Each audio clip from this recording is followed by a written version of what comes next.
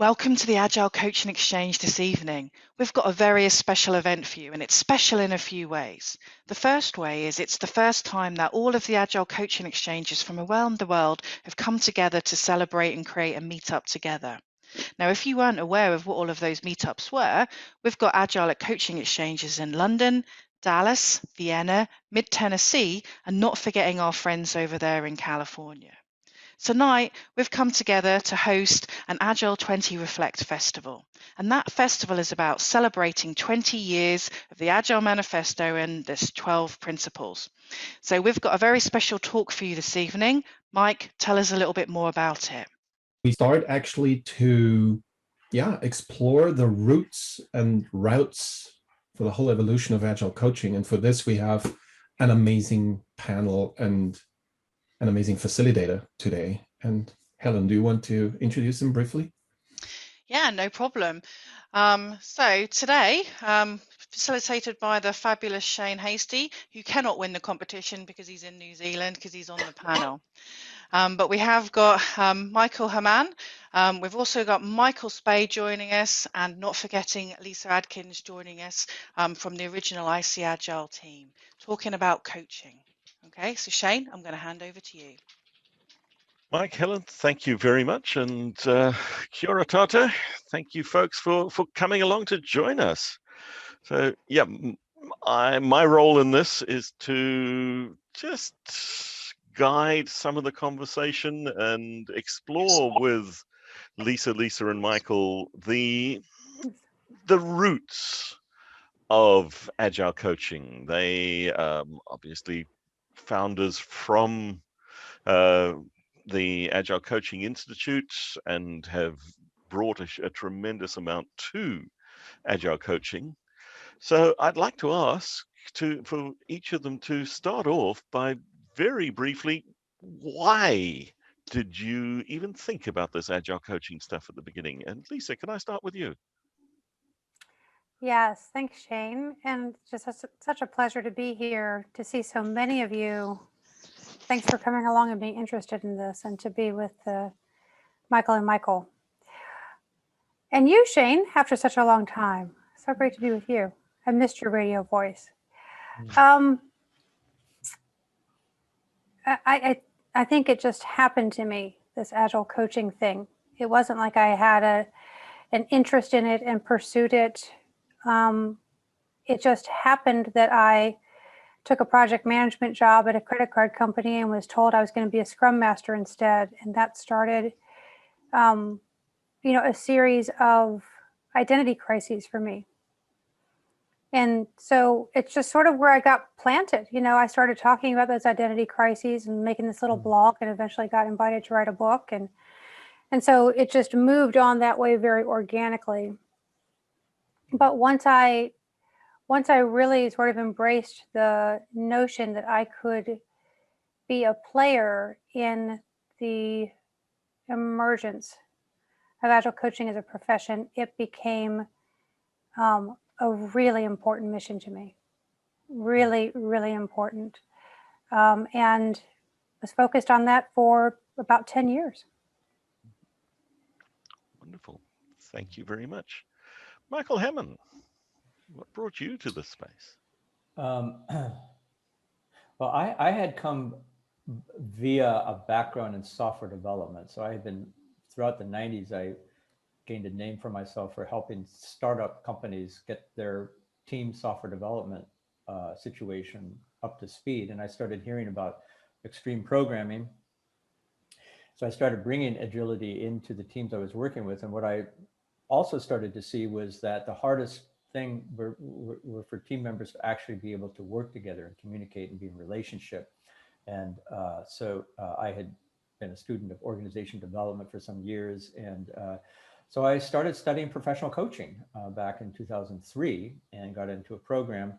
Well, I first started out by thinking, well, I could learn a few things and maybe help these teams. And I realized that there's a whole avenue of working with human systems. And it just kind of opened up from working with small organizations, finally moving into the corporate environment back in 2004, bringing Agile, we didn't call it Agile coaching back then. I can't even remember quite what we called it, but it was basically helping organizations grow Scrum Master, product owner, team capability, and then eventually, more like management capability.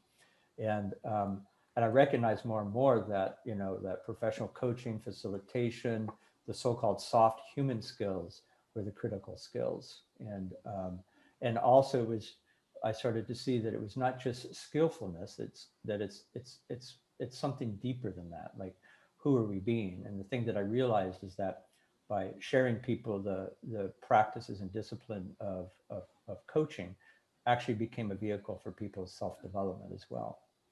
So it just, again, it just, like Lyssa, it just grew from there.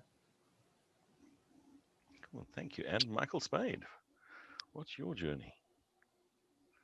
Well, that's an interesting question, Shane. So there's some level of pure happenstance and dumb luck or dumb unluck, depending on how you look at it. And there's some level of it was a really interesting leadership position, right? It wasn't a typical leadership position, which I would have been uninterested in. It was a very different kind of leadership position, which was like, ooh, I like that kind of stuff. And it was the role most identified with being the change facilitator. And so, I wanted to be the change facilitator, just that's who I am. So without saying probably a lot more, that's something. All right. So what is an Agile coach?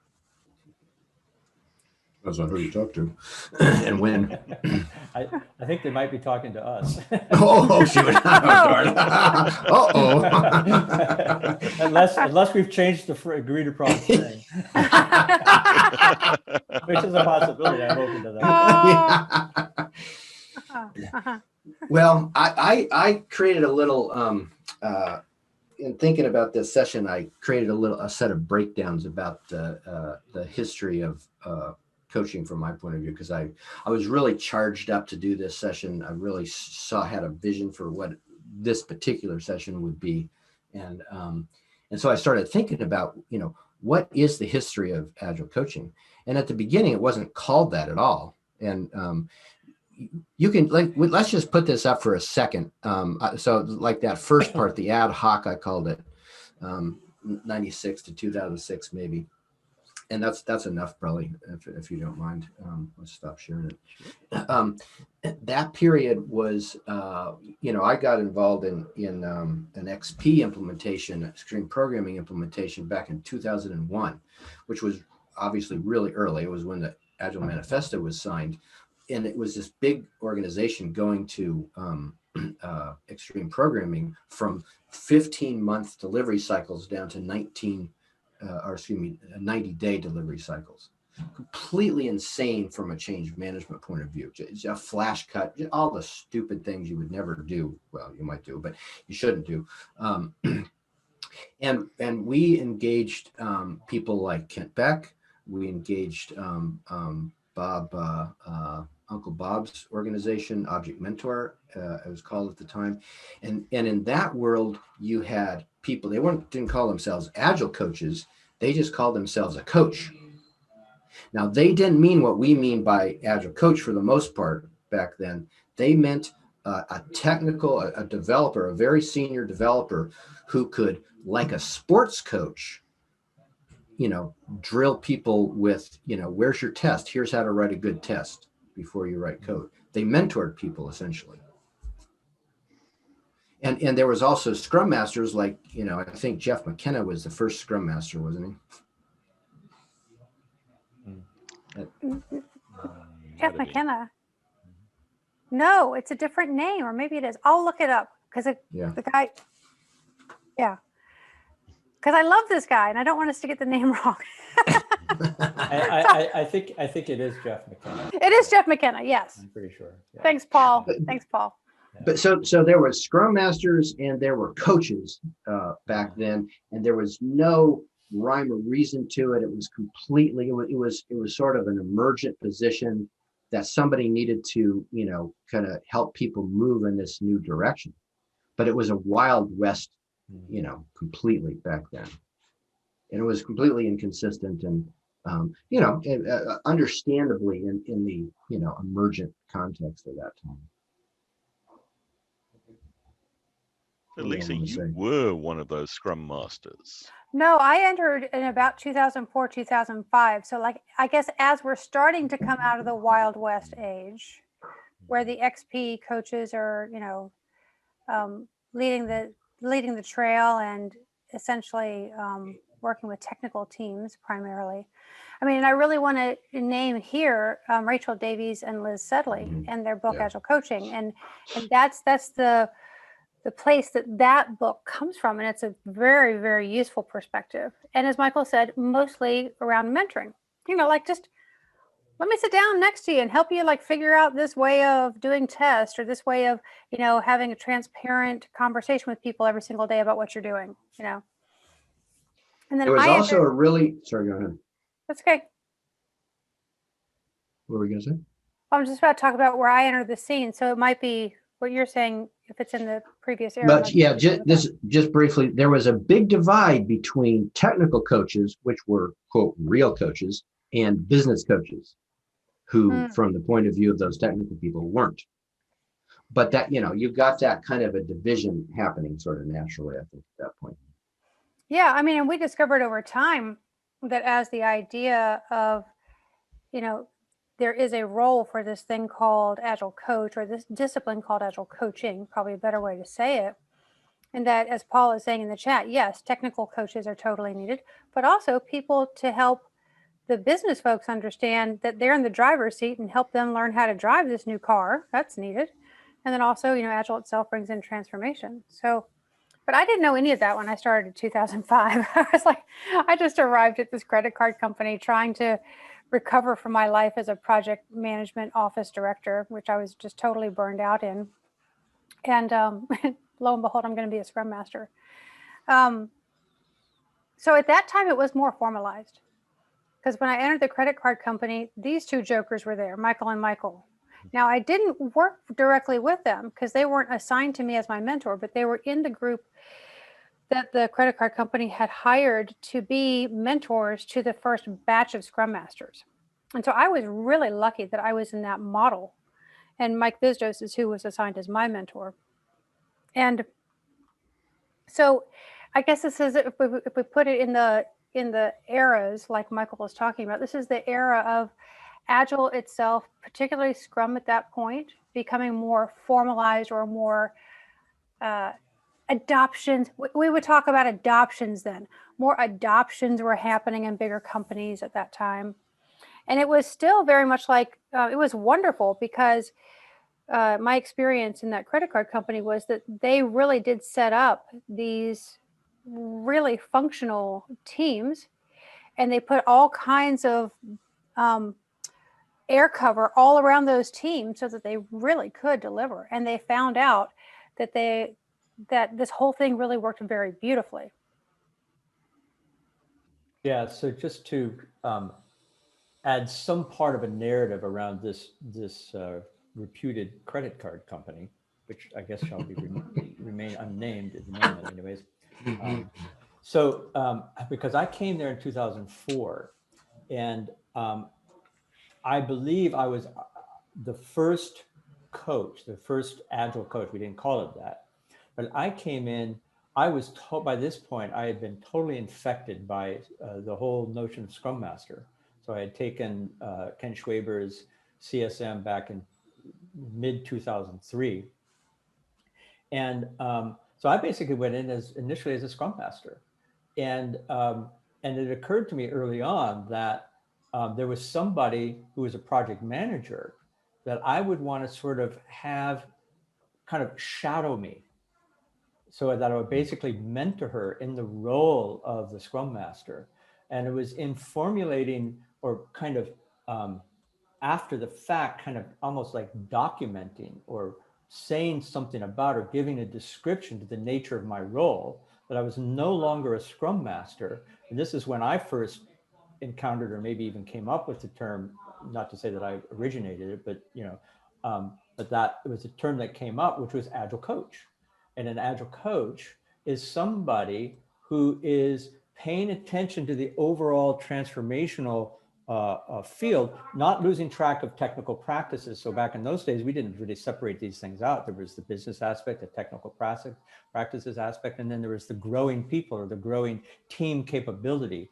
But that started to expand out into managers, like what's the role of managers? And so the notion of the Agile coach, and we spent some time later on formulating that role within this credit card company. What's the role of the Agile coach, and what are some of the kind of competencies that we want to think about? And at the time, it was totally, we're just hypothesizing and we were experimenting and seeing what happens. But it was really also, good. Hang on though, because I came through that process that you created, and it was really good. And it created in me a certain skill level that people who didn't get those mentors, who didn't have that process to go through, who didn't have people observe them and give them feedback, never got. I mean, so I feel really lucky that I got placed in what I didn't realize you all were the ones that created it at the time. I'm not even sure even now I knew that you were involved in that, but I remember that process being really instrumental for me. Yeah, Mike Vizgos. So what were some of those involved. Experiments, Michael Hamman? You mentioned there were hypotheses and experiments. What were some of those early experiments? Well, one experiment that comes to mind is experimenting with the role of the Scrum Master mentor versus the Scrum Master mentee, and what is the nature of, like, what are some of the qualities that somebody you'd want to have as a mentee? And at first we weren't really quite sure, right? But we experimented. So we would bring people through who could be potential mentees with the agreement that being a mentee didn't necessarily guarantee that they would end up in a role as a Scrum Master. So I would say that would have been one such experiment. Another such experiment was, how much volition does each individual team have to determine, how they're going to work, or should it be, very, very kind of strictly following Scrum guidelines until the teams got up on their feet. And so these were some of the kinds of experiments, the things that we played around with to see what we might see. Yeah, we created an internal certification program, basically, and it was a competency-based certification program. When I think about it, it was, fairly lengthy and a fairly high bar of being seen by several people that you actually were competent, not just that you had been taught a bunch of concepts or something. Yes, yeah, that's a really good point. And we also differentiated very clearly between. And it was not true at that time that there was a really clear distinction between Scrum Master and Agile Coach. Yeah. And, I think it was going on in the industry sort of as a whole, but for us there in that engagement with, because there was a lot of Agile coaches there, we made a really clear distinction between Scrum Master and Agile Coach. And a Scrum Master was mentored into being an Agile Coach in that system. And that's become more industry accept, but it wasn't true at the time that there was a clear distinction. So moving on from there, where did ACI come from? It came out of my Coaches Training Institute leadership program and Michael's, it turns out. So So, time goes on. These guys leave the credit card company. I have some other experiences. I come back to the same credit card company, this time now as an Agile coach instead of a Scrum Master. And so I am apprenticing, which is the word I used. I'm apprenticing multiple Scrum Masters at the same credit card company. And it's at this time that I start a little blog called The Road from Project Manager to Agile Coach. And I get accepted to my first Scrum gathering. I'm going to speak at the Scrum gathering in Chicago in 2008. It was like super exciting. And it was exciting. And from there is where Mike Cohen approached me and said, I really would like you to write a book in my series. And I resisted that for a while, but eventually did write the Coaching Agile Teams book. Now during this time, I'm not in contact with either one of these guys. We've gone our separate ways. Michael, Spayd and I come together This is, I think, before the publication. Yeah, definitely before the publication of the book. Definitely. And we try to make an Agile Managers class. Remember that? We had one run of an Agile Managers class that we made together way, way back then, which I had forgotten about till this morning. Thinking about it. Isn't that funny?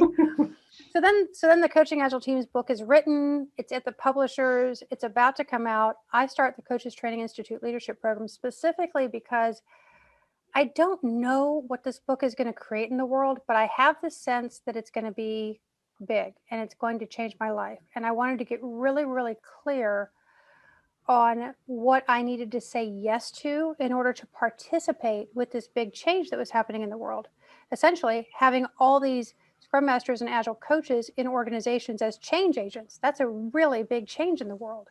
And, what could I do to participate with that to help those people flourish in their roles? That was my question in the leadership program. And what came out of that was, you need a partner. And so keep in mind, Michael Spayd and I still haven't talked very often. For whatever reason, he is the only person who comes to my mind. And so I called him up and I said, I don't really know what's going to happen here with this book, but it's about to come out. I think it wasn't quite out yet. It was almost out.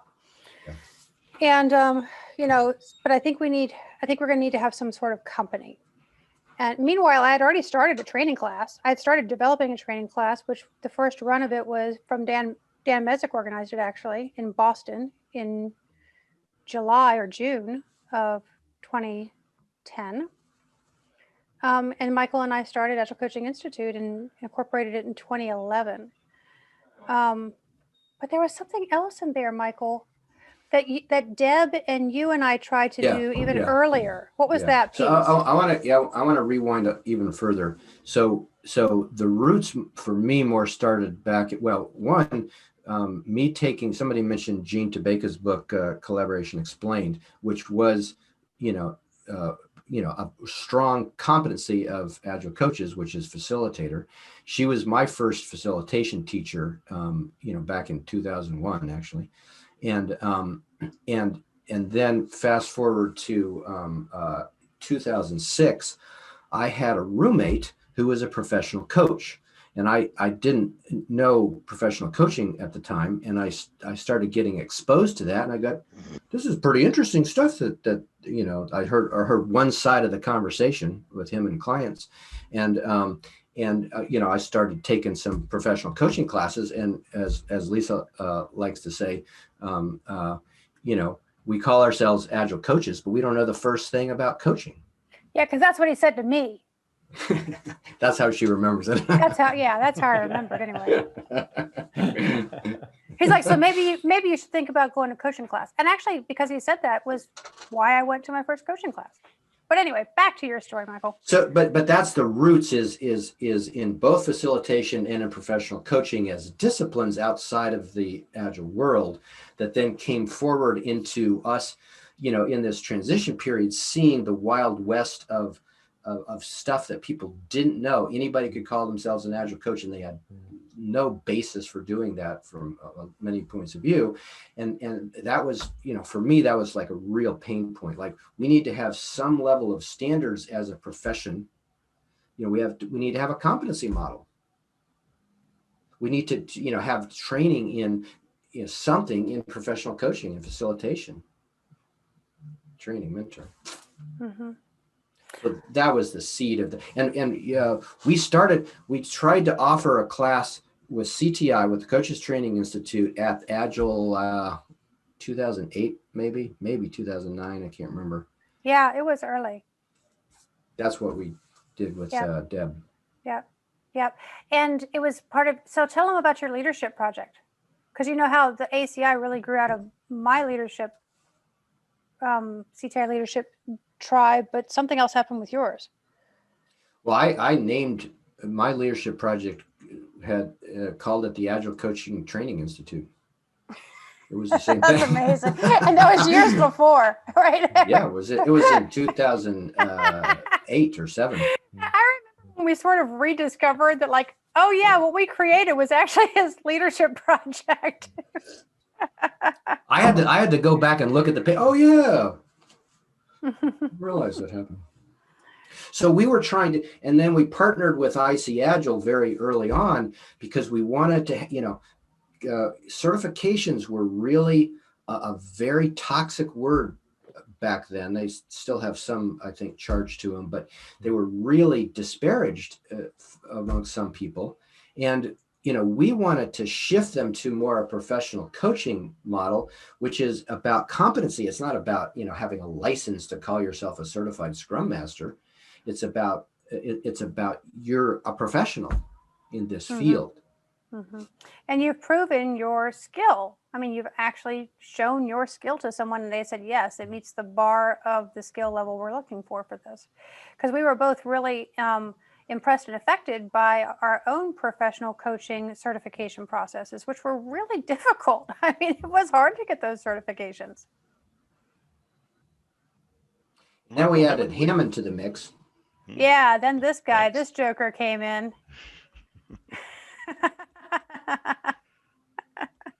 It took us a while to get him in. Yeah, tell him what a hard fish you were to land.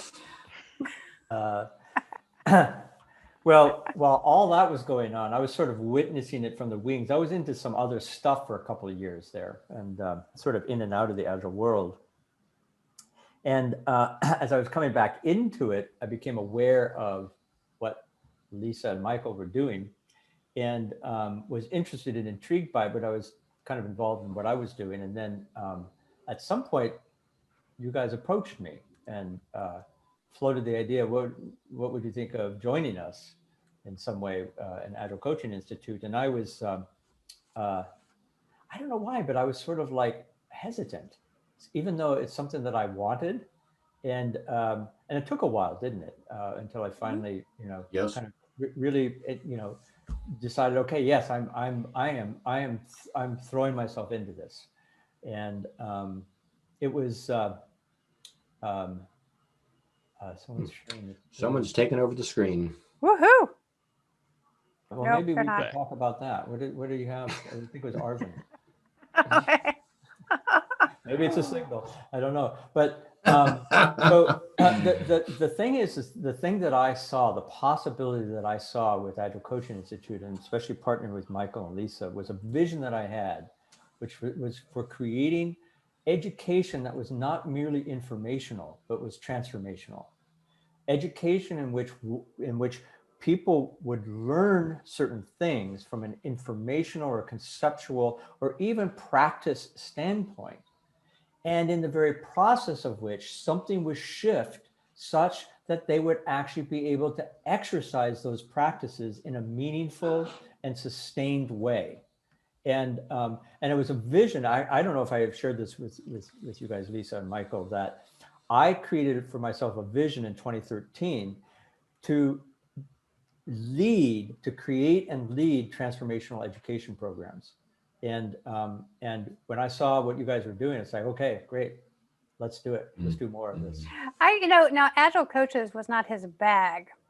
Like he wasn't that interested in like the population of Agile coaching as a general idea. Hamman's always been more interested in managers and leaders and that sort of thing. And actually we all are.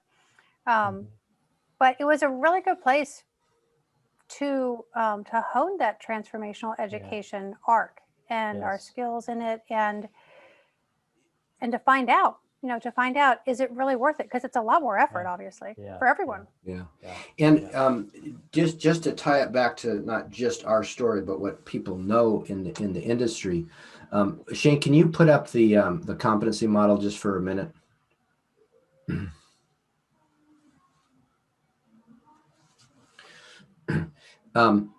People, I think lots of people know this. For us, it was trying to differentiate that there were different kinds of skill sets totally that were the composition of being an Agile coach. It wasn't just about, the old technical, mentoring somebody. That there were left-handed side things, teaching and mentoring, which have a directive quality, and there were facilitative, or holding space kind of things like professional coaching and facilitating, and that both of those sets of things were important. Yeah. and that you could have 3 different ways of becoming, of attaining or attempting to attain mastery: technical, the original coach, business, and transformation. And us bringing in Hamman helped us have more. Thank you, Shane. That's probably enough.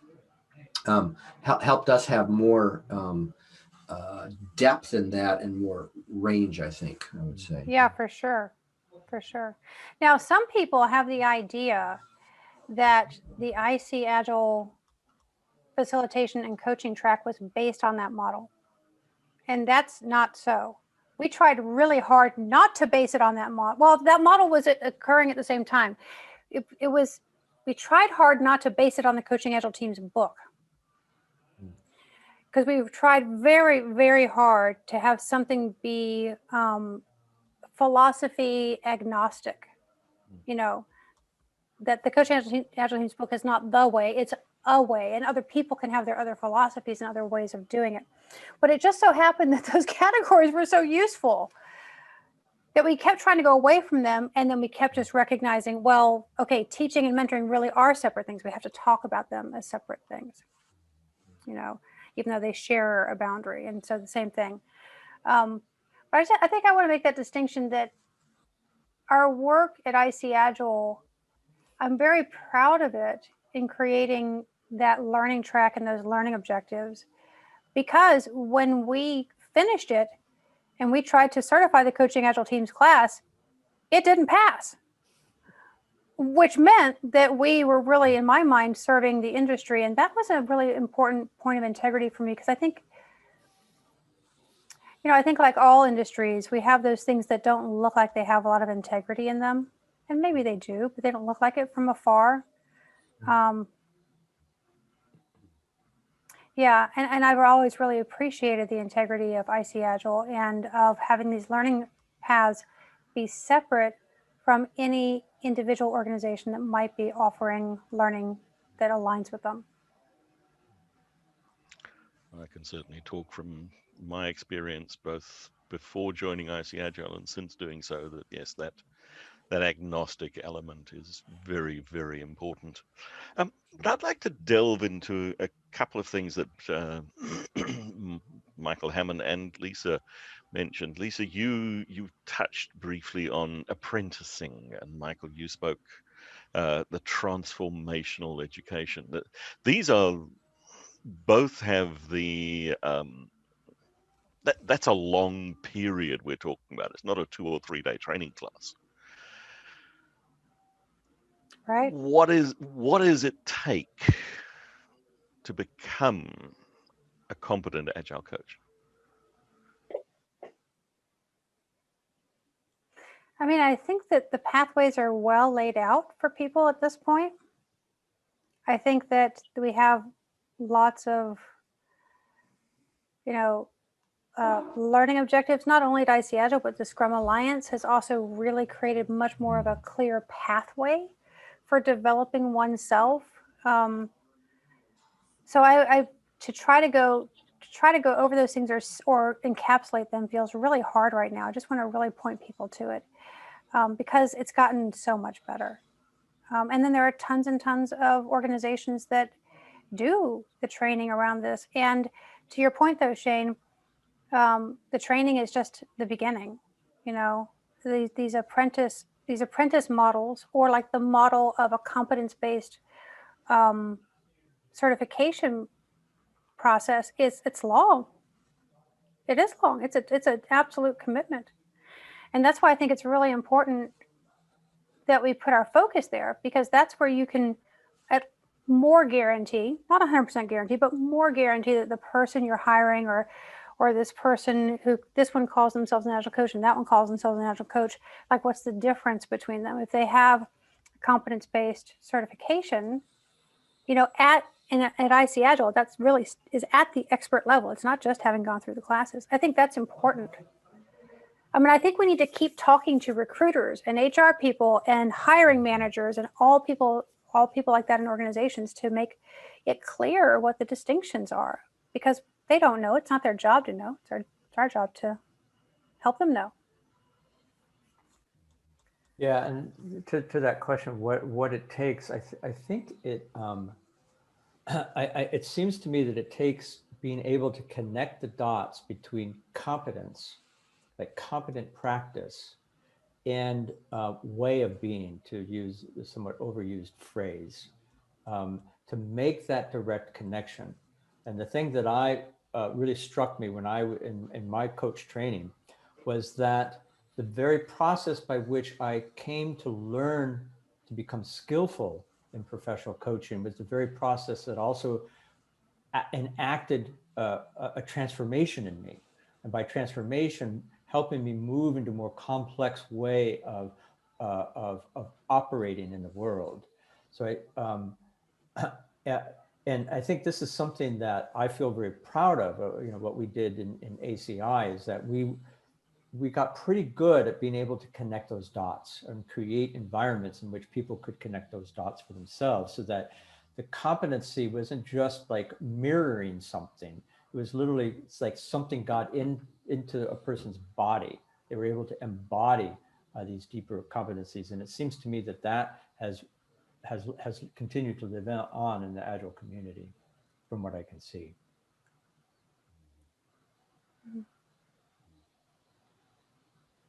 Other Michael, any thoughts on that one? I'm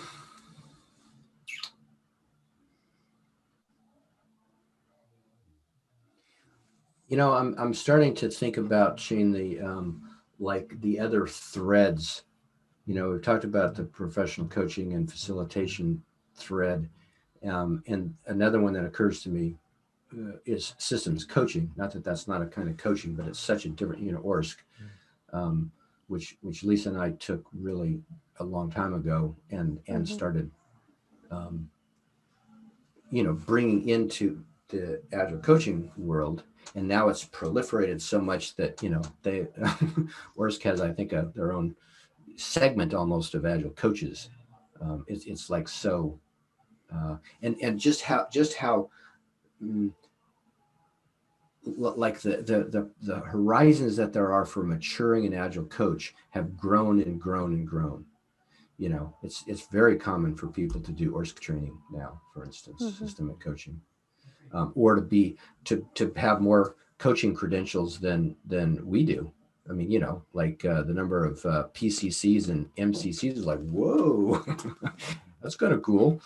All these Agile coaches are happening on the professional coaching. Zooming past us. I love it. Yeah, that's right. Yeah, we use only ACCs, but. Right, yeah. Yeah.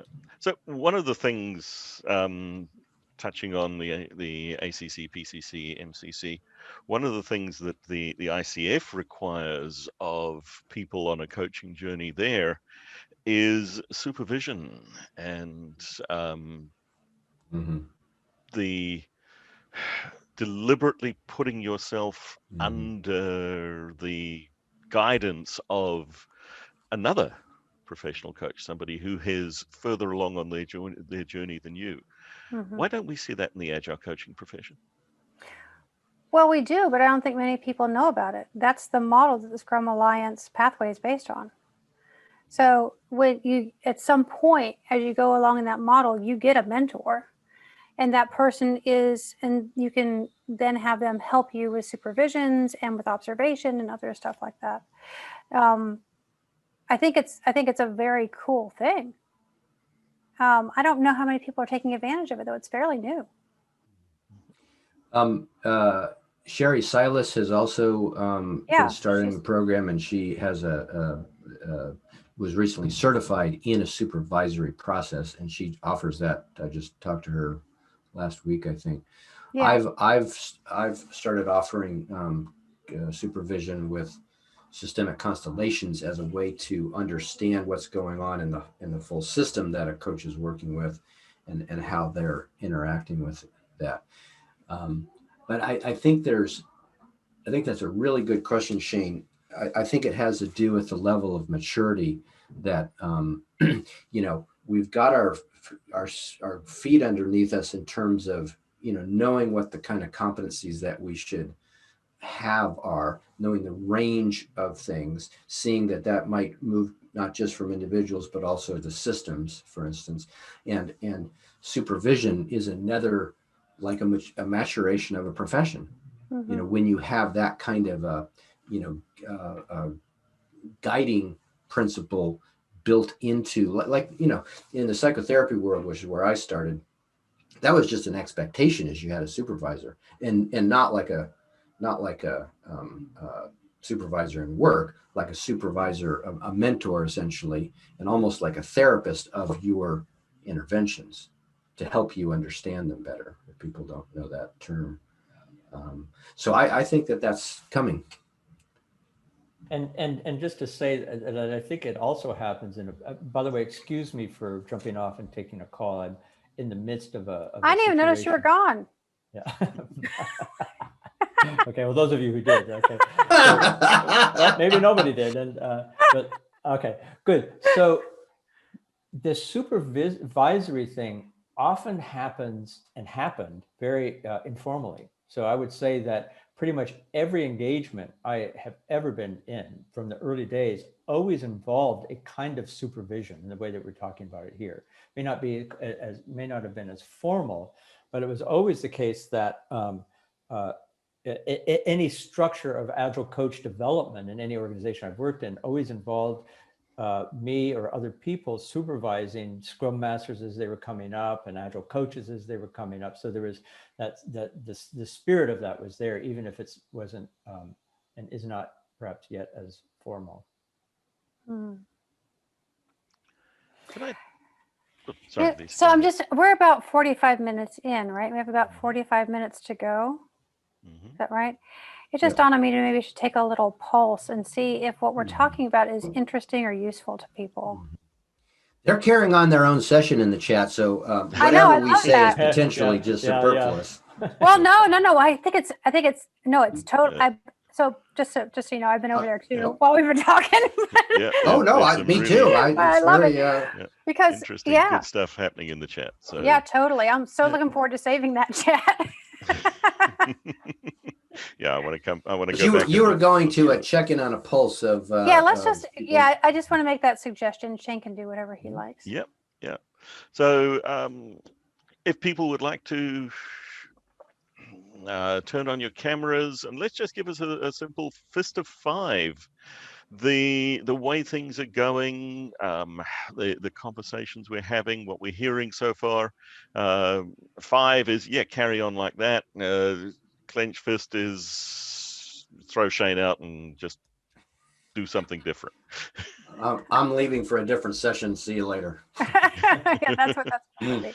So can we have as many people on camera as we can so we can see? And on 3.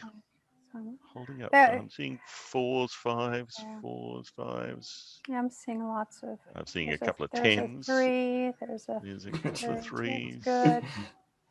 Yeah. So it seems wonderful. We're okay, great. Good. I do want to make a point that in probably 15 minutes, I'm going to stop asking questions and we're going to throw this open to the community to take the questioning for the last half hour, if that's all right by everyone. As I suspect with as many people as we've got here, we'll comfortably get easy questions to fill in the 30 minutes. I'd like to explore a little bit with you thinking back to the cohort programs that ACI ran, bringing people to the ICAC, bringing them to that competency certification. Now, pretty much everyone I know who's been through one of those cohorts talks about it as an absolutely life-altering experience, and they created deep bonds and so forth. What did you do to enable that? We studied with the masters. Yeah. Yeah, and so to name some of those masters. So the people at Coaches Training Institute and how they created transformational learning. The different professional coaching certifications that we took and how they kicked our asses and we wanted to do the same for other people. What else creates that, guys? Or who else were the teachers? Faith and Marita at Orst. CRR Global, yeah. The CTI leadership program, which all three of us went to. At different which times. teach you how to be a transformational co-leader. I think there was some element of just destiny between us, though, that way, that we were all geared toward that, and then the three of us, Lyssa and I were a really strong pair together. But Michael, when it became the three of us, it had even more heft and more power in some sense. And there was sort of a divine grace, kind of a, being able to do transformational stuff. Our first boot camp that we did had 12 people in it. And it was like 5 instructors. Right. It was the three of us and Leslie Riley and David Chilcott. And pretty much after that, they were all sold out. Yeah. So it was just like there was some kind of thing that clicked. It was some kind of synergy between what we were able to do somehow and what the community wanted and hungered for. Yeah, I think it was a matter of timing too, that way. So that it was that way with our offerings for the longer learning. Because when we first did the first boot camp, we're like, no one's going to come for 5 days. That's crazy.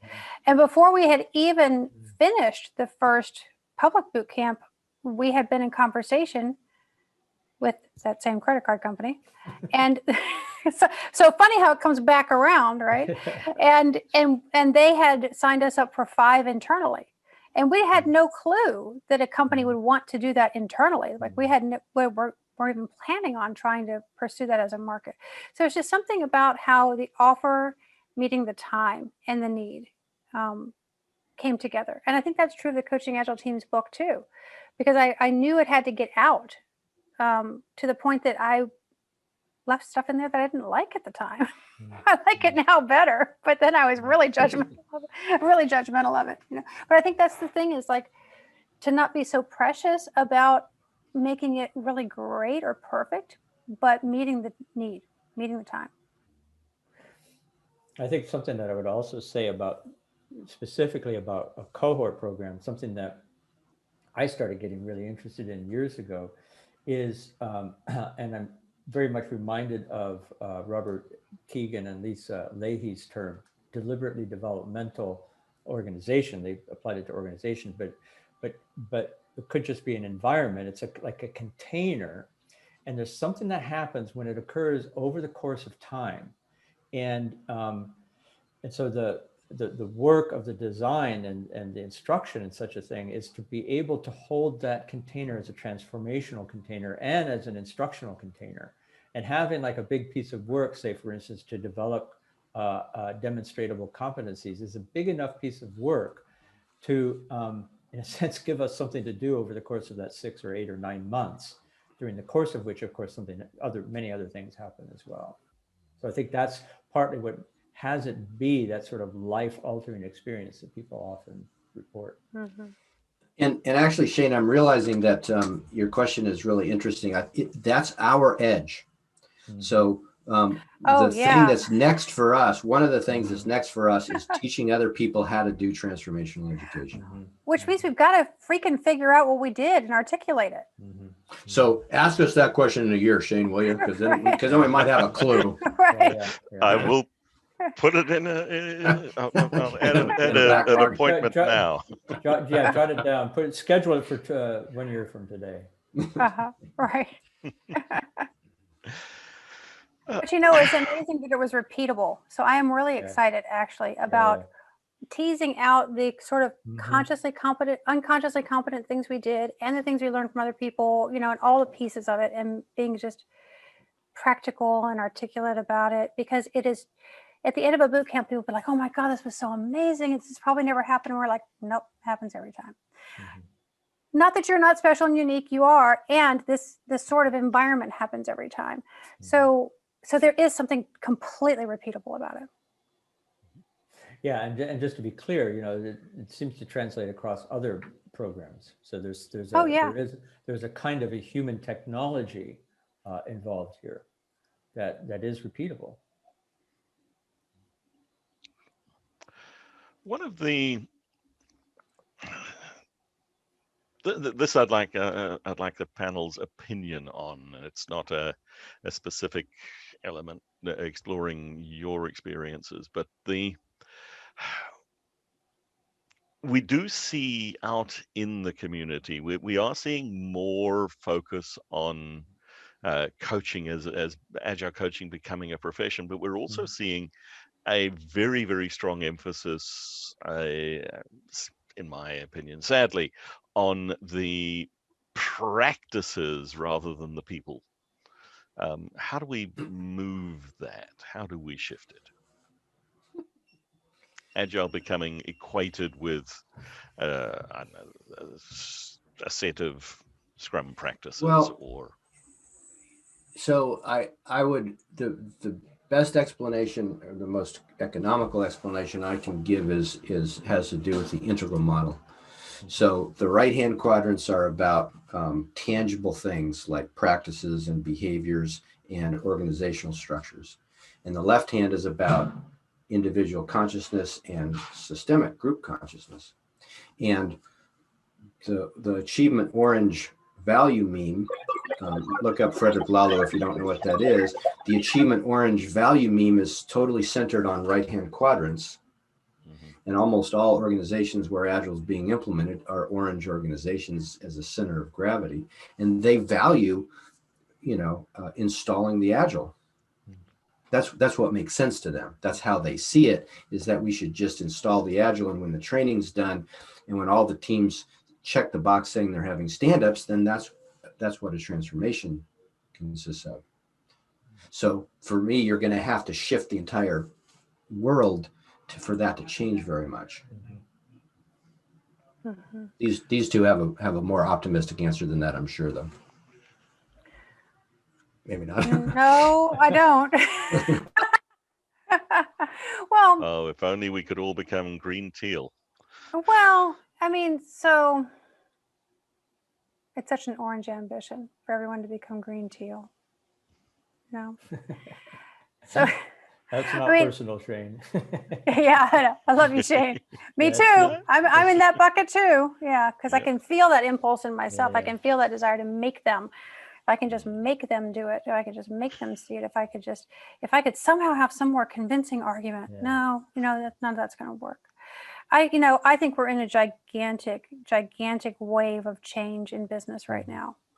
And that's what brings me optimism, is that a lot of these organizations where people are practicing not only their agileness, but their 21st century leadership and human relationship skills, those organizations aren't going to be around. Let's face it, the Fortune 500 is dying at an incredibly rapid rate. I mean, it used to be that a company would stay on the Fortune 500 list for 80 years. Now it's less than 8 for a huge portion of them. So we're in an incredibly disruptive time. And what gives me a lot of hope is that what's springing up to take the place of these organizations that have so many people trapped in them right now are organizations where a lot more things are possible. Plus the new generation coming in. My daughter is a Zoomer. She's at the beginning of the Zoomer generation. I'm going to tell you right now, she ain't ever going to work for a corporation that doesn't have a soul. That's just not going to happen. And so this generation's different. There's just a lot of external pressures being put on business as usual, as we have known it for a long time, but it's changing rapidly because of those. So I have a lot of hope because of that. Yeah, and I also tend to be very hopeful and optimistic, although from time to time I dip into grumpiness in general. But my optimism has to do with sort of the faith, to use spiral dynamics language, faith in the evolutionary impulse of the spiral, the evolutionary impulse in culture and in human consciousness, that, yes, maybe the current center of gravity is orange, more so perhaps in North America than elsewhere. But, 30 years ago, 40 years ago, the center of gravity was much closer to amber. And so, so we forget sometimes that from whence we came, and we forget even more, you know, the deeper evolutionary impulse. And I would say that to be stranded in the right quadrants is no less exclusionary and no less empowering than being stranded on the left quadrants, you know.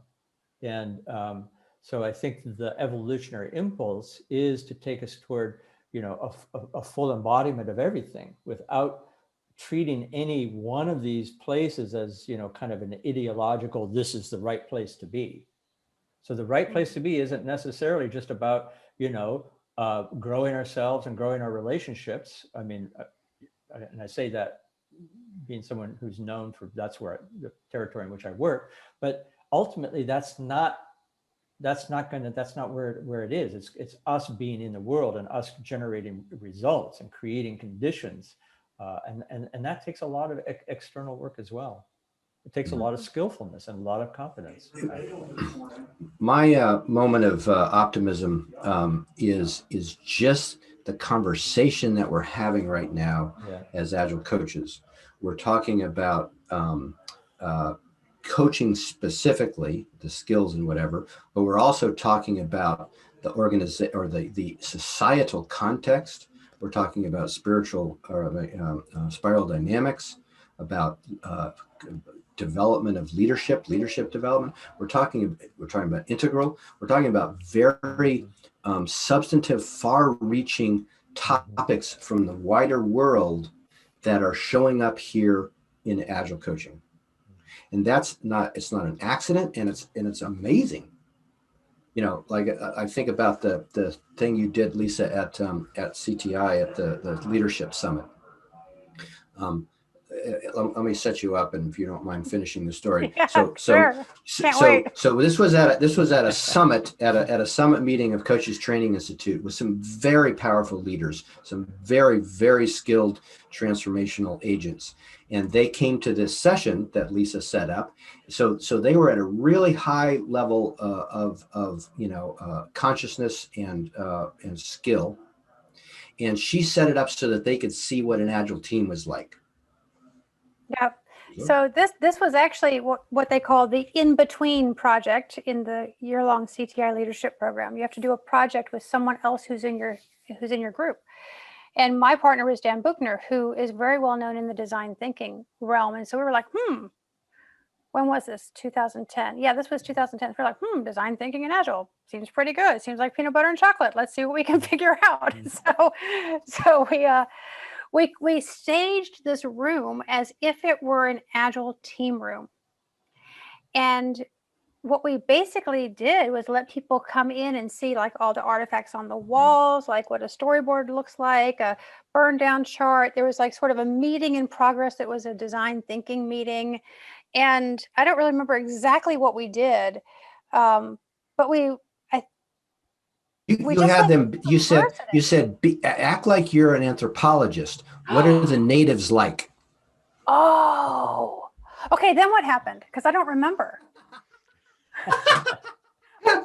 So the bottom line was these people who didn't know jack about Agile, they were like, oh my God, I want to work with a team like this. Yes, they work with leadership people, and they were like, I know, I've just discovered, the what do you call it? The Holy Grail of Holy Grail. Thank you.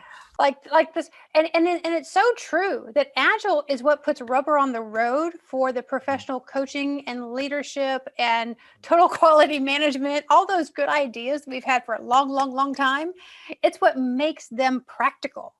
Like all of a sudden it matters that the way someone leads matters, because Agile is going to throw it up in that leader's face day after day after day, the ways they are not leading that are enabling the change that they're asking for.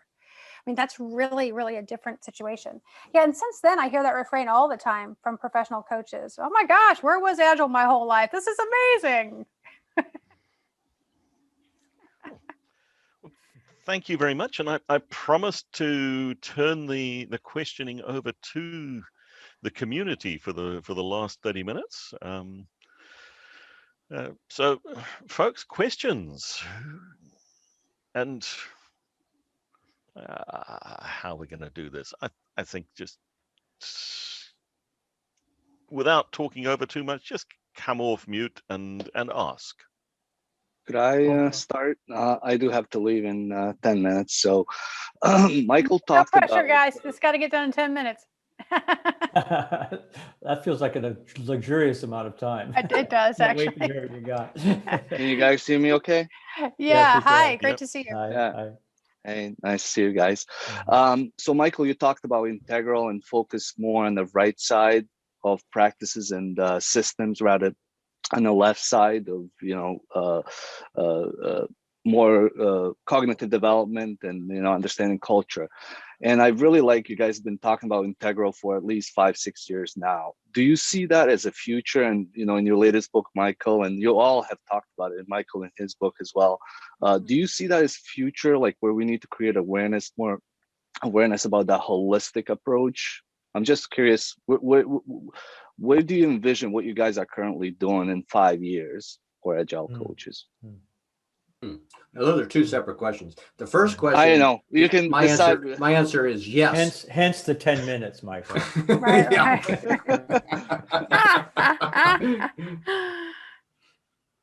Well, let me answer it as someone who did not write a book that includes integral, because I think that, I want to separate the book selling from this, is that what these guys have done in contextualizing integral for the Agile space that is incredibly complex and confounding is really super useful. I mean, so I do see, I use the integral model in all of my coaching and consulting now, and I teach it to all of the leaders I'm involved with because it is such a useful way for them to simply see more and to see how they were sort of in their own rut with their blinders on and they didn't even know it. And meanwhile, they're bringing all of these strategies from their place of comfort versus the place that the leverage or the impact can be had. And so that's the real benefit of opening up the community and the integral model in the complex, confounding world that Agile thrusts us in every single time. Yeah, I guess what I would say, maybe to the second part of that question, kind of like where this might be in 5 years, at least how I'm seeing it, is that we often talk about when we talk about left quadrant stuff, it's often couched as kind of like the question around how do you shift mindset, or how do you help people grow into more complex ways of making meaning. It's often like accompanied with a kind of like as though it's esoteric, that as though it's a kind of an esoteric kind of science, or art or something like almost like maybe perhaps witchcraft or something about it seems inaccessible. And what I see in the next 5 years, and something that personally I'm rather committed to, is to evolve a set of very practical distinctions and ways of talking about things, such that the result is that people come away with greater complexity in their meaning making. And so so taking it out of the realm of a sort of esoteric sort of art into a realm that brings like art and science, specifically the science of adult development, for instance, and the various, you could say, technologies, human or otherwise, that we can bring to bear. Much of the work, much of the research, much of the theory has already been developed. And it's just a matter of finding a way to bring application into this world. I think the future of transformations is definitely integral. I mean, because whether you use whatever model you use or way of thinking about that doesn't matter particularly, but thinking about it from all four perspectives, from different altitudes, what does it mean to have an achievement orange client versus a pluralistic green client? Those are really different. Really different. Right? What I could possibly do. Yeah, and also, I mean, cultures. This is really helpful, and I wish I have a class that I'm teaching them during the lunch where I invited students to also join. So I'm sad I have to leave. But, they'd probably miss you if you weren't there. Thank you. Probably not. Probably not.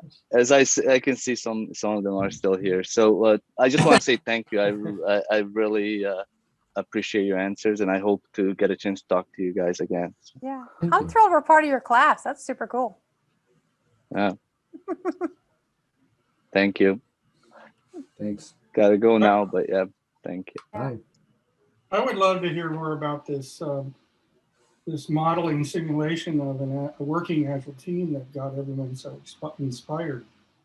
It's, to me, one of the core epiphanies that I try to impart on my clients is this notion of, you know it when you see it, but it's amazing. And so, it would be kind of cool to hear more about how you set up a simulation, maybe in a training context, that shows, it has people have that experience of, I want to be a part of that. That's that touched me. That's a big deal. So I was curious. Yeah, well, what Michael's reminding me of is that we had the participants do all the work. So what we set up was just the artifacts that you would find on the wall in a physical team room. Mm-hmm. That was it. Burn down chart, working agreements, storyboard with tasks and yada, yada, yada, all the stuff, like maybe some notes over here from a design thinking conversation. It was sort of, in fact, quite messy, really, like a real team room would be. But it was just the stuff on the walls. And yeah, and I think, I don't know if that was brilliance or just laziness. Like Dan and I were like, I don't know what we're going to have them do. Let's just have them come in and figure out what they think is going on here. And so we just asked them, like being an anthropologist, what do you see here? What kind of team would live here? What will be, we ask questions like, what kind of team would live here? What will be possible with this kind of team? What would be groundbreaking or new? What would some of the drawbacks be of a team that would live in an environment like this? And so we had them explore it for themselves. And I think that was probably the thing that was powerful for them. Yeah, there weren't any people there playing a team or anything. It was just the artifacts of the team, like it was an archaeological dig. Yeah, and I think we even said something like, welcome. It's night. You're able to come into the team room. Isn't it so cool? You get to see what these people are up to, and they're not even here, so like try to figure out what they're up to.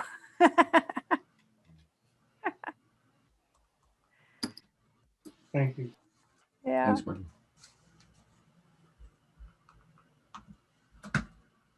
Who's stepping in next? Hi, hello. So it was such an interesting conversation, and especially Mike, looking at your background and seeing people moving, especially being in London, it was a very soothing sight because so I that you are better off with that. So my question was around, as you guys had been going through the chronology of how the coaching and agile coaching has evolved as a profession, right? So it made me wonder, because at the same time, when various agile, since the Agile Manifesto has come out, various frameworks had been evolving in themselves. And at the same time, we see the parallel ventures going out on the leadership track as the business models are evolving. I think, Lyssa, as you mentioned, the Fortune 500 companies for last 80 years might not be existing for next 8 years as well, means at least the majority portion of it. So which made me think, if we think about the age groups of these professions, right? So if we are thinking who is going to get coached for what, And are they going to make the most of it, or will they find that it is no more working for the present scenario which they are evolving? So I'm trying to just put the scale, like Scrum Masters at the age band, means trying to be demographic specific here, the age band where we see the Scrum Masters. So we certainly see coaches are slightly in the higher age band. And similarly, the team which is composed of means even similar to the certification requirement and the professional hours which has been put in to get through such ladder, right? So the team which they are managing are probably quite younger, and then these demographic bands are shaping up. So do you feel that we will be always able to catch the pulse of the team which is going to get transformed? And do you think it is the sustainable model while we say it's going to be always agile? I have to. Yeah, let me take a reflection stab at it. So here's what I'm hearing, and then when I'm done with this reflection, please ask a question, because right now there's a sense of the terrain, and the sense I have of the terrain is that you're wondering about demographics and how people in roles like Agile Coach are older than maybe Scrum Masters and maybe the teams, and is that a sustainable wave for the future? Is it something, is that some general territory? Okay, great. Now please ask a question. That would really be helpful to us. Yeah, so do you think that this is the way it's going to stay forward? Means whatever probably the name we may call it as, because you had been trying to draw the parallel track with the leadership, right? The leadership are the one who calls the shot, and especially if I take the consideration of a startup, it's not necessarily the wisest man is the oldest man, for example, right? So that's where my demographic question comes in, because they challenge the industry trends, they challenge how things have been established, and that's how people will try to follow their train and try to mimic their model of success. So one way of coming into this territory is by talking about a project I have going on right now. I am, so I'm not an audiobook narrator by profession, but I am narrating the second audiobook right now. My husband said, remains to be seen. I know. My husband said, when you agree to narrate the third, then you have to call yourself a professional audiobook narrator. So I'm narrating a book right now. I'm recording it right now for friends of mine, Susan Basterfield, Travis Marsh, and Brent Lowe, who wrote a book called Lead Together. And what it basically is 27 short chapters of very, very practical ways that people enact the value system of the teal integral level of functioning and consciousness. And so, Amit, in that book, they're talking a lot about how the ways we currently know it right now are being and will continue to be disrupted. So how do we do things like we've been talking about in the Agile community for a long time? How do we do things like make leadership not a position, but a quality that anyone can step into and express when it's the right time for them to do that, right? And I can't remember, to be honest with you, I can't remember the exact thread you said that led me to, oh, that might be a useful resource for him, that Lead Together book. So I wish I could be more articulate or specific about it, but check that out. The book just came out in November, so the book is out already. Thank you, Amit. Couple of people have put links to the book in the chat. Thank you, folks.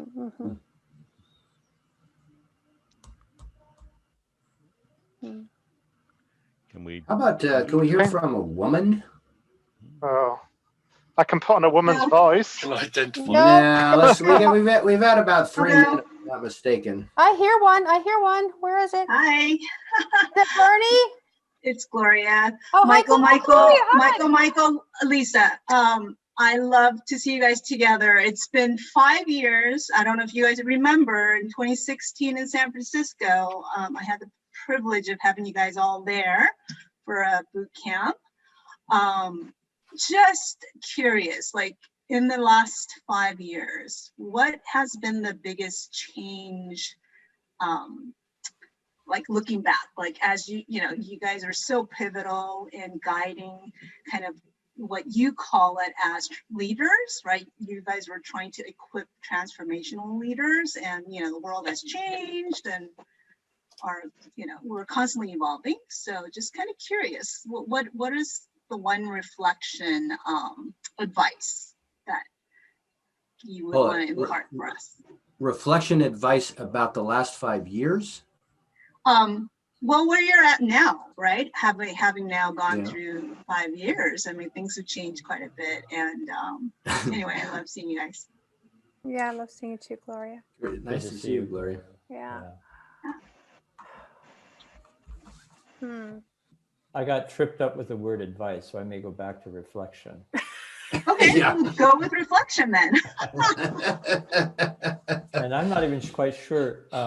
I find myself, as I think about that, like, I'm not even really quite sure how to respond, except maybe, with something a little more than grunts and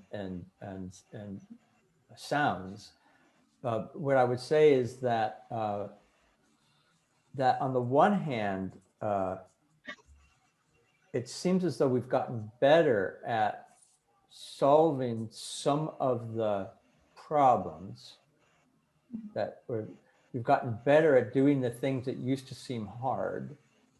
And in the process, there are new things that are now hard, that are inviting us to look to see how we can get better. So that's barely more than a grunt, I admit. But that would be my stab at it. Okay. Hmm. That's interesting. Yeah. Michael, Spayd, you got a take? Well, it's what the question evoked in me, which may not be responsive to what Gloria was asking, but what it evoked in me is the last 5 years for us as a group were very turbulent in a certain way, and concluding one arc, and then resting or starting different arcs, and then now starting a new arc. So we've formed an organization called the Collective Edge, that is, its mission is to work at whatever is our collective edge, the collective edge of us as a whole, and that we're somehow uniquely skilled or qualified or temperament to work on together. And we've added another person, Kat, Connor, and potentially other people. So we say, how in Zoom, when you go into breakout rooms, you have no idea who you're going to get in with, and we call that the random gods do the assignment of breakout rooms. And what we've learned is that the universe keeps putting us into the same breakout room. And so we're now in the Collective Edge, our new breakout room. Yeah. That's what that made me think of. Yeah. And it's really, it's a really great process for us to recognize the leaders we are now, especially after the three of us being apart and going our own ways, creating our own things, having our own experiences, and without having the intense interaction with each other that we had for so many years. And now coming back together and saying, okay, like we have actually all leveled up our consciousness quite a bit. And whatever, the collective edge, as we're creating it now, as we're honestly letting it emerge quite organically and slowly, is created at a different level of consciousness than we created at Agile Coaching Institute. For sure. For sure. And so I guess it's no accident that, things like the Lead Together book are coming my way, that we're doing group study work in some of like esoteric sciences about how to increase the frequency of your vibration and stay more in positive, whole, holistic, integrated energies. So like we're able to do this stuff now. 10 years ago, it wouldn't have even occurred to us. Yeah, I do think that you guys are focusing on a different area. Like Michael, you said you're solving for something different, right? Maybe you're getting deeper. I feel like you're getting a lot deeper into more personal transformation. I don't know, that's just kind of been my... It's a great reflection, Gloria. For you to be able to make that reflection is really useful to me. Yeah. And what I would say, Gloria, is that we've been in a phase of our own personal growth in order to manifest outwardly. So there's nothing that's about individual transformation. At least for me, it's much more about systemic transformation and working with top leader teams and enterprise coaches. But coming from the place of, what we teach in our class in enterprise coaching now is the self is the greatest instrument of transformation. So you've got to develop this instrument in order to do that. And at the same time, it's an instrument that has embodiment. So it has strings on it, right? And you pluck the strings in order to create an impact in the world. So it's really about inner development and impact in the world. And they're, to a certain degree, they're rather inseparable. Great, thank you. Yeah. Thanks, Gloria. Thank you. Good to see you, Gloria. I think we have time for one more question. Can I go? Please do. Smita, hi. Hi. It's a pleasure meeting y'all. It's been a dream of mine to talk to y'all at least once. You're doing it. Yay! Thank you. I do want to mention to you something that I am going through, and probably a lot of, sorry, my cat is a mess. Something that I'm going through, as well as a lot of other coaches in the industry are also, and that is mostly about how the industry is moving from, hiring Agile coaches to do coaching. Rather than that, they're hiring more Agile coaches to do training, especially with the more of the virtual Agile coaching aspect. So what would you advise to those like us who have grown from, Scrum mastering into Agile coaching, having taken all of the certifications, the training, having gone through a lot of life experiences that taught us how to be coaches, and understand the real coaching aspect of it. So what would you, advise someone like me who is asked more, do more training than coaching, in the virtual world? Something that comes to my thinking around that question is to think of training as an environment, as a kind of a container in which, among other things, coaching happens. In other words, to imagine the outcome that could happen through coaching, but that in this case could happen through training. So it might require reconfiguring the way that we think about training, moving from the 3-day training model, which is train and pray, that they are able to do something with this, to a more longitudinal sort of model, where the kinds of things that happen when you're coaching in an organization could happen within the context of something that we're calling a training. It's a thought that I have. I'd never heard train and pray before. I'm laughing. Yeah. Holy moly, that's funny. Well, and my mind goes to a different place. And so Smita, what you're getting from us is a little bit of like our reflections of what we get curious about when we hear a situation like yours. And you're probably hearing some of the depth of our integral thinking coming online. And so you're going to hear probably different things from us. And where my mind goes with this is into the organization's purpose for why in the hell is Agile there in the first place? So like if there's not, see, this is what a lot of people misunderstand, is that Agile is not a thing to do in itself. It's a thing that enables other things. It's like, what are those other things? And without that as a guiding orientation, then we don't know what these different things we're doing add up to. Because training in itself, nothing wrong with training. People need to be trained. You know, there's a time for training. There's a time for coaching. There's a time for the longitudinal thing that, you know, the learning that Michael Hamman just talked about. And so my curiosity for you goes to, what could you and your colleagues who have the similar background as you, what courageous conversations are up for you in finding out why this organization even has Agile in the environment in the first place, and what its dreams are for what it's supposed to be trying to do. So just a place for reflection. Those are both good answers. And one more is, if you want to work for an organization that's really completely up to speed with Agile values, like that's more of a teal organization, then go start one. Yeah. And in fact, look around at these boxes here. These are the people who you would start companies with. These are your co-founders. Yeah. All right, we are coming close. Thank you. Great, you bet, Smita. Thank you, Smita.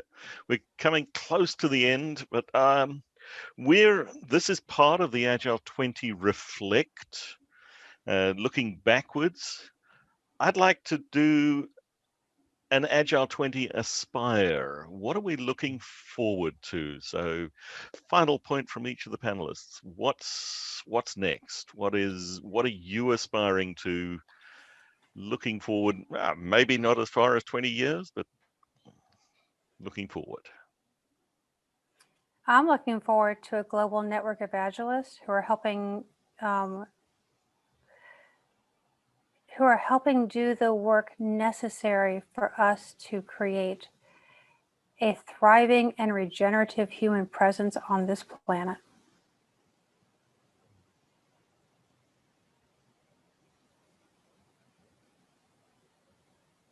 The original slogan that we put on the Collective Edge website was "Time to change the game."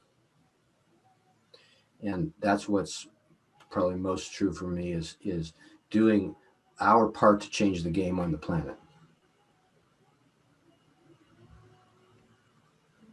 Yeah, I love what the two of you just said.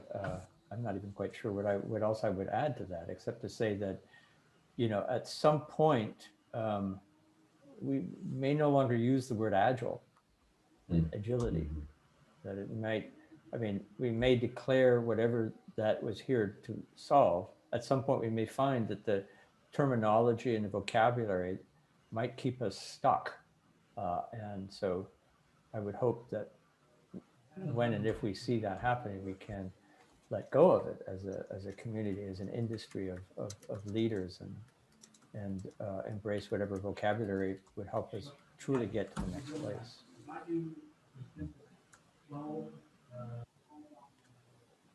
So the final thing I can say is, panelists, thank you so much, and thank you for allowing me to be a facilitator today. And I'll hand it back to Mike and Helen.